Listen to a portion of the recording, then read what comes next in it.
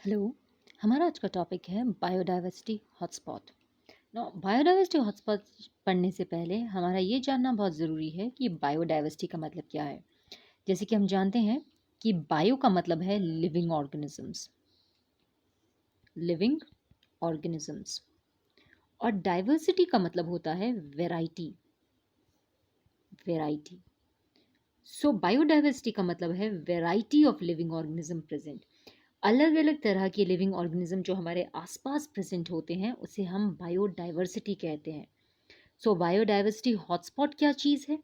Biodiversity hotspot एक ऐसा reason है, बायोजोग्राफिकल रीजन है, एक ऐसा एरिया है जहाँ पे बायोडाइवर्सिटी बहुत ज़्यादा है और जहाँ पे एंडेमिक स्पीशीज़ बहुत ज़्यादा हैं। हमने पढ़ा था कि एंडेमिक स्पीशी एक ऐसी स्पीशी होती है जो एक स्पेसिफिक एरिया में लोकलाइज्ड होती है। It is a localized in an area. कोई भी ऐसा पौधा या कोई भी ऐसा जानवर जो सिर्फ एक ही एरिया में मिलता है और कहीं नहीं मिलता, उसे हम एंडेमिक स्पीशीज़ कहते हैं। जैसे कि हमने पढ़ा था कि सैल ट्री और वाइल्ड मैंगो ये हमारे पंचमढ़ी के इलाके के बायो एंडेमिक हैं। Sal tree and wild mango ये पंचमढ़ी वाइल्ड लाइफ सेंचुरी के एंडेमिक स्पीशीज़ हैं। तो अगर किसी भी बायोजोग्राफिकल रीजन में बहुत सारी एंडेमिक स्पीशीज़ हों और हाई लेवल ऑफ बायोडाइवर्सिटी हो, यानी बहुत वैरायटी के प्लांट और एनिमल प्रेजेंट हो, तो उस एरिया को हम हॉटस्पॉट कहते हैं। पूरी दुनिया में ग्लोबली 25 हॉटस्पॉट पूरी दुनिया में प्रेजेंट हैं और इंडिया में हमारे पास 2 हॉटस्पॉट प्रेजेंट हैं। अगर हम इंडिया की बात करें तो इफ़ दिस इज़ ये हमारे इंडिया का एक रफ मैप जैसा हम बनाएं, तो हमारे इंडिया के 2 इलाकों में बायोडाइवर्सिटी हॉटस्पॉट प्रेजेंट है। एक हमारा ईस्टर्न हिमालय ये वाला इलाका, और एक हमारा वेस्टर्न घाट्स ये वाला इलाका। इन दोनों इलाकों में बायोडाइवर्सिटी बहुत ज़्यादा प्रेजेंट होती है। इंडो बर्मा एरिया जिसको हम ईस्टर्न हिमालय कहते हैं, and the western ghat in Sri Lanka, these are the 2 hotspots present in India.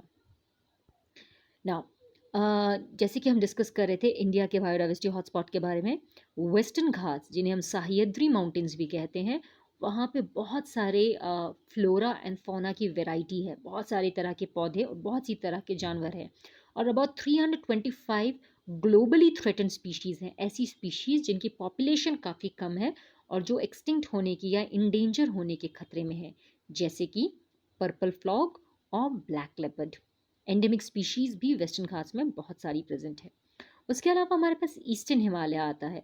Eastern Himalaya जैसे कि हमने डिस्कस किया था, हमारा सिक्किम सिक्किम सिक्किम के अलावा हमारा असम और ये वाला सारा इलाका, इंडो बर्मा का जितना भी इलाका है, नागालैंड, मणिपुर, मिज़ोरम, ये जितना भी इलाका है, this is all called the eastern Himalayas.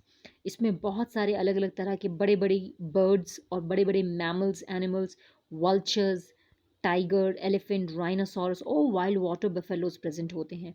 यहाँ पे बहुत अलग अलग तरह की प्लांट स्पीशीज़ भी प्रेजेंट हैं जो इंडेंजर्ड है, जिनकी जान को खतरा है और जिनको अगर कंजर्व ना किया जाए तो वो एक्सटिंक्ट हो सकते हैं, जैसे कि ऑर्किड्स। ये बहुत ही खूबसूरत एक तरह का फ्लावर होता है जो ईस्टर्न हिमालयस में मिलता है। बायोडाइवर्सिटी हॉटस्पॉट के बारे में ये इसको इसमें इसमें खतरा क्यों है? Why is conserving biodiversity hotspot so important? आप देख सकते हैं ये यहाँ पे जंगल को किस तरह से काटा गया है। This is Amazonian rain forest जो साउथ अमेरिका में प्रेजेंट है। इनको हम लंग्स ऑफ द वर्ल्ड भी कहते हैं, अमेजोनियन फॉरेस्ट।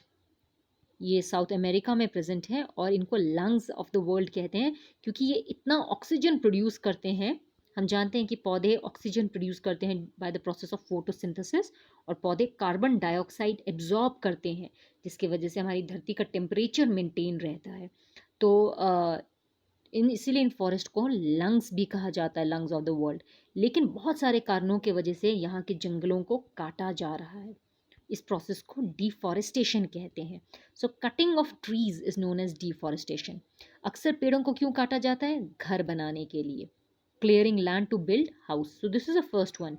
बढ़ती हुई पॉपुलेशन के लिए घर चाहिए होते हैं, इसलिए पेड़ काटे जाते हैं। दूसरा, लकड़ी के लिए, फर्नीचर के लिए और बाकी कागज़ बनाने के लिए। इसके लिए भी बहुत पेड़ों को काटा जाता है, इसीलिए this is also a part of deforestation.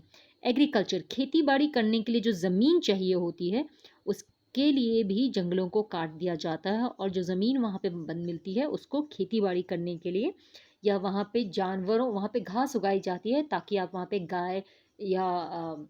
गाय उगा सकें या शीप उगा सकें। बाद में इन गाय और शीप को मीट के लिए इस्तेमाल किया जाता है। सो कैटल फार्मिंग के लिए भी, एग्रीकल्चर और कैटल फार्मिंग के लिए भी पेड़ों को काटा जाता है। इन पेड़ों को काट कर यहाँ पे घास उगाई जाएगी, फिर उसके ऊपर गाय को या शीप को वहाँ पर ग्रो किया जाएगा, वहाँ पे रखा जाएगा ताकि बाद में इन गाय और शीप को मीट के लिए सेल किया जा सके। उसके अलावा माइनिंग और इंडस्ट्रियल प्रोसेसेस के लिए भी या डैम्स बनाने के लिए भी डिफॉरेस्टेशन किया जाता है। सो कॉजेज ऑफ डिफॉरेस्टेशन के बारे में अगर हम बात करें तो हमारे पास सबसे पहला पॉइंट आता है हाउसिंग, दूसरा आता है फर्नीचर, पेपर, कॉपी, जितना भी लकड़ी का सामान है उसके लिए। थर्ड, फॉर एग्रीकल्चर, खेती बाड़ी करने के लिए जो ज़मीन चाहिए होती है वो जंगल काट के मिलती है। Fourth, cattle, for cattle rearing, यानी कि भेड़ बकरियों और गाय को मीट के लिए पालना, that is called cattle rearing. Dams के लिए और माइनिंग के लिए। Six, mining and industrial purposes के लिए पेड़ों को काटा जाता है। तो आज के लिए इतना ही करते हैं। Have a nice day.